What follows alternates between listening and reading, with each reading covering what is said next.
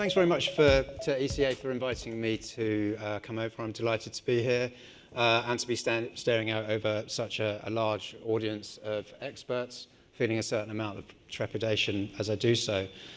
So I'm your token long-haired academic, at least for today. I don't know whether I'm going to get a bell. I'm kind of hoping there'll be a bell ringing to tell me to be quiet. And I'm going to try and stick to the academic tradition of talking in far too much detail and complexity for far too long, whilst everyone falls asleep immediately after lunch. Okay, let me just see if I can make this stuff work. So what I'm going to be talking about, I'm involved with the UK's Clean Energy Superpower, Clean Power 2030 mission. I'll explain a bit about what that means. I'm also going to be talking about the affordability challenge that we face. Our unit price for electricity is roughly double yours, and we certainly are facing some of the same sorts of problems that you were hearing about from those people in your Vox Pop just now. So very, very quickly, this is the advert that you want to skip before you can watch your YouTube movie. I run a consortium of universities funded by the UK government, but independent of government. And we do the whole system, everything piece, and we're interdisciplinary with social science, engineers, economists, and the rest. I'm not going to read out the detail on the slide. I'll allow you to absorb that, or just Google UKirk, and then you can find out a bit more about what we do. But we're very policy-facing. We seek to be a kind of critical friend of government, regulator, system operator, and the private sector. We don't fulfill a role that's in any way similar to ECA. We don't have an equivalent. We don't have a kind of consumer-funded consumer advocacy organisation quite like yours. But I am speaking independently. I'm speaking in a personal capacity. I do have some slides from the UK government that I've been allowed to share with you about the Clean Energy 2030 mission and how that mission is being approached. But although I'm a commissioner, I'm not speaking in an official capacity. I just wanted to emphasize I'm an independent academic. Just a couple of parts to the presentation. So the first is to talk a bit about current policy context. I'm going to rewind a little bit back to, we had a change of government in the summer of 2024. We had a Labour administration come into office. They had a manifesto promises that are very relevant to the conversation this afternoon, which I'll come back to. But I'm then going to talk about the Clean Energy Superpower mission. That's where I'm going to flick through some slides with our dashboard of things that we're trying to achieve. I promised to do that quickly because my hosts were worried I had far too many slides. But I think before I get to that, I just want to wind back to what seems like 100 years ago, but was actually only 5 or 6 years ago, when at least in the British context, our two main political parties were vying to out net zero one another.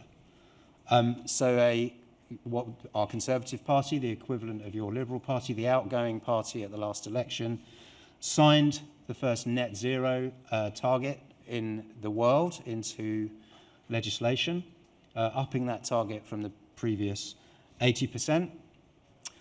And we had you might remember, a succession of prime ministers, some of them extremely short-lived. But one thing that was consistent was, throughout most of that parliament, this started to kind of diminish somewhat towards the end of that parliament, whether or not their policies were effective or whether or not you believed them, they retained the commitment to the decarbonisation agenda and to our Climate Change Act, which sets legally binding targets to reduce emissions and to set sequential carbon budgets to do so. I'm going to talk a bit in a few slides' time about the impact of Russia's invasion of Ukraine on gas and therefore wholesale electricity prices in Europe and in particular in Britain. But apart from some overdue and extremely welcome developments on the energy efficiency front, the principal response to that was to double down on the transition under that government. So I think a little bit of historical context, which is relevant to what I'm going to be talking about, which should make sense as to why I think that's slightly relevant to the conversation this afternoon. As I've said, coming up for 2 years ago now, Labour won the 2024 election. So our Secretary of State for Energy and Climate Change is a guy called Ed Miliband, who's been around a while as a former Labour leader, a very long-standing commitment to this area. He was the opposition spokesperson on the topic, and he is now the Secretary of State. Whether you think this was rash or wise or somewhere in the middle, they made two really significant promises, manifesto promises. One was to make the UK a clean energy superpower, whatever that means. I'm not quite sure how our little island off the west coast of Europe can be an anything superpower. That seems to be a century or more out of date. But rather more materially, to get to clean power by 2030. I'm going to talk a little bit about what that means. The other thing was to reduce bills by £300 per household, so that's about $600.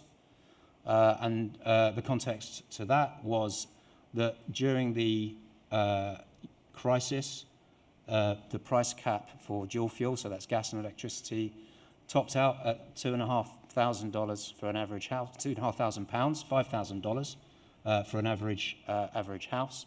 So in some respects, they've already met their pledge because it's down to about £1,800 now. However, they've also said that they're going to take ongoing action on bills. Just to kind of give a bit of a flavour of how that unfolded, without running through all of those, a number of things were done to try and ease planning, and a de facto ban on onshore wind was removed. They set up a new state-owned company to help do something or other that they're still not quite sure what that's for. A warm homes plan, which I'll come back to. But they also set out, I don't know, and there's always quite a few British people in the room in Australia, and I've discovered there's quite a few here today. Quick pop quiz would be to try and remember what any of the missions were. There were 7 that the UK government announced when it came into office. The thing that's important to understand, though, is that the Clean Energy Superpower mission, or the Clean Power 2030 mission, is in many respects the last mission standing. And it's quite interesting from an institutional perspective because, and I'm going to come to these slides now, they set up a mission control with a mission controller. They even have a room in an office in Whitehall with some big screens and a dashboard to measure progress towards Clean Power 2030. I'm one of their advisory commission, so I take this stuff really quite seriously. And the nice-looking guy there with the glasses, you should get him over here. He's a civil servant. He's a Scot. He's extremely charming and personable, former head of the Climate Change Committee in the UK. And he's been tasked with delivering the mission, being the literal mission controller. And you can imagine quite a lot of ribbing of him on his LinkedIn feed when he assumed, does he have a hat, you know? Has he got a special cap? And so on. So a little bit more context.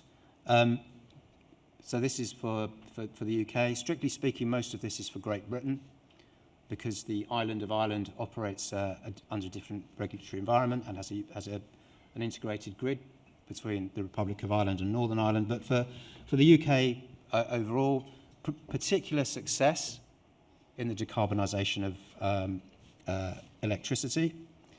And the reason for that is we've closed all our coal-fired power stations. Our last coal-fired power station, Radcliffe-on-Soar, near Nottingham in the Midlands, closed in 2024. And we had a big dash for gas during the 1990s. And we've also had a dash for renewables over the last 25 years. And this is the generation mix at the moment. So you can see gas is still providing about a third of our electricity. This is generated, so there's also about another 10% that's coming in from net imports from mainland Europe. But most of the rest is from a mix of renewables that have been built out this century that weren't there before. So I think that's quite an interesting development.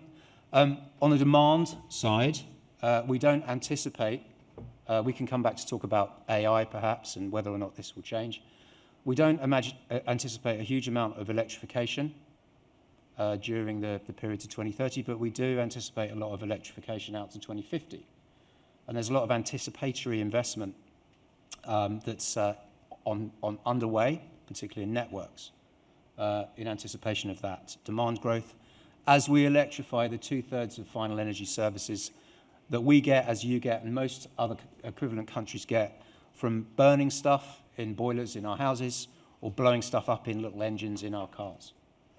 The capacity mix, so our system operator, NESO, did some modelling in the autumn of 2024 to come up with some scenarios for whether or not Clean Power 2030 was even possible. And the short takeaway from that is that you need, this is the capacity mix, you need to build a lot of renewables, but you can't take away any or hardly any of your existing gas because you need that to maintain reliability. The definition of clean power that we're working to is 100% of our kilowatt hours generated match the consumption, but not on a minute by minute or an hour by hour basis. Because renewables vary, and you all know the reasons for that. So gas will still be the kind of the balancing, the residual balancer. And that's the power generation that would be needed in kilowatt hour terms.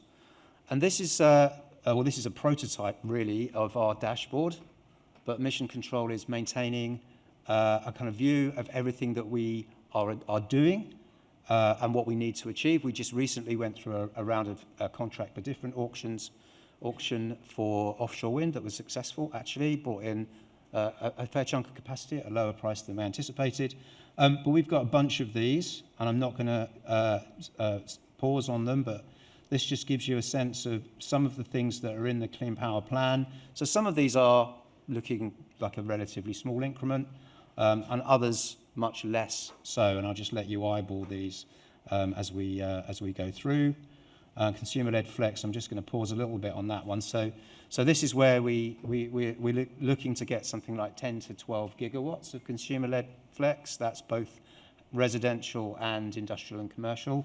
I&C, I mean, that's a fairly big ask. You've got smart charging in there, and what you don't have really is a big role for vehicle to grid, but that role potentially could grow in the future. Infrastructure. So this is very much an infrastructure project. And in particular, the challenge that we have is that we built a high voltage, well, the first grid was actually built out before the Second World War. So the first interconnected grid was built out in a period of about 5 years, interestingly, from 2029 to about 2033, that was the first grid. And then we built another high voltage grid in the 1950s and 1960s. It's in the wrong place. It connects cooling water and coal fields to centres of demand, and it connects nuclear power stations that are as far away from centres of population as we could manage to put them in the 1950s and 1960s to centres of demand. In the period since the mid-noughties, we've been building a lot of generation assets, and we have a big problem with curtailment because the transmission build has failed to keep pace. A fair amount of that will be offshore, and you can see the orangey coloured links. But what would appear to be, I might have a pointer, certainly in Australian terms, these are so small you probably wouldn't even see them on a map of Australia. But some of these are absolutely critical pieces of transmission build. They're extremely controversial because they go through rolling fields painted by Constable, lived in by wealthy people who work in London and live in thatched cottages and don't want new pylons. But they're really important pinch points on the network that we need to get sorted out. So I'm just going to park the Clean Power mission for a moment. I'm just going to talk a bit, I've got a few more slides left, just to talk a bit more about some of the kind of more, I think, the things that are relevant for the conversation this afternoon. So first of all, we're going to talk about decarbonisation trajectory. So we are the kind of flag bearer for decarbonisation in that on a 1990 baseline, our emissions on the IPCC standard, UNFCCC standard metric have halved. As I've said already, the principal driver of that has been the decarbonisation of the electricity sector, with more limited progress in any other part of the economy. So that's good, right? We also, since 2008, have had a legally binding climate change act and an apparatus around that, institutional arrangements around that, that's enjoyed cross-party political support. I mentioned this already. However, in the aftermath of the last election, when the then sort of centre-right Conservative Party lurched off further to the right and started to emulate our right-wing populist party Reform, who like to refer to net stupid zero, and decided that they would no longer support the Climate Change Act. They think it should be scrapped. I should stress they are not climate deniers. They don't say that climate change isn't real. They just say that the way we're pursuing it is too expensive at the moment. So that kind of political consensus is fractured. And when I talk to some of those large companies that are being asked to make multi-tens of billions of pounds worth of investment in network infrastructure or offshore wind farms, this is a rather unwelcome development, to put it mildly. Prices. So this is the wholesale electricity price going through Ukraine crisis, with you guys towards the bottom and the US largely protected altogether, and us amongst the highest. And this is our domestic prices. I think that's in pence per kilowatt hour, and you can see slightly higher in Germany, but for the most part, considerably higher than the EU average and the wider world, and certainly much higher than here. Our standing charges, by the way, are broadly similar to yours. So our electricity is much more expensive. It's even worse for industry. Now, a lot of big industry in the UK is rebated, and that's the orange bar. So it's important to bear in mind if you see a chart in the Financial Times that says that we've got the highest industrial energy prices in the world, do bear in mind that a larger and increasing number of those are protected from that in some way. But nevertheless, you can see we've got a problem. So this is a piece of UKIRK analysis where we tried to disaggregate the drivers of bills. So the first thing to say, the middle bar is just what happened because of inflation. We're in an era where prices have been rising, at the end of an era when they didn't, and that's often overlooked. But there's a real term price increase. This is for electricity only. Real terms price increase that you can see on the chart there of about 300 Australian dollars. And what you can also see is the predominant driver of that was still wholesale gas prices that went up and didn't come all the way back down again. However, as here, there's a bunch of other things that are network costs and policy costs that are impacting on bills. Another couple of slightly technical slides. So what I've got here is some UKIRK analysis that shows how the kind of relationship between the gas price and the wholesale price is changing. So if it's yellow, it gets the prevailing wholesale gas price. And if it's red, it doesn't. And this is 2024, and this is 2028. And what you can see here is as we build out more renewables, those are under a fixed price. It's a different type of contract for difference. It's not a price floor. It's not an underwriting mechanism. It's an absolute strike price, which means if the wholesale price is above it, as happened during Ukraine, those generators pay back. They receive the wholesale price, then they pay back the difference. And what that means is 90% of generation at the moment, and around 2/3 of total cost coming through the wholesale market. But by 2028, that's down to 60%.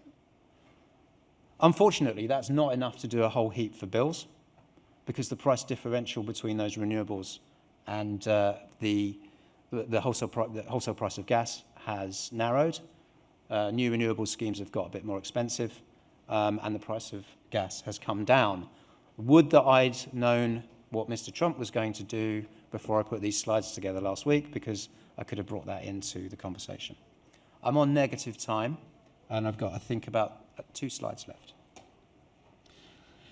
So I think the first thing that is relevant is that action was taken in the autumn, in our autumn budget, where some legacy policy costs, the renewables obligation, if you remember back to my colourful bar chart, that showed a subsidy paid on top of the wholesale price.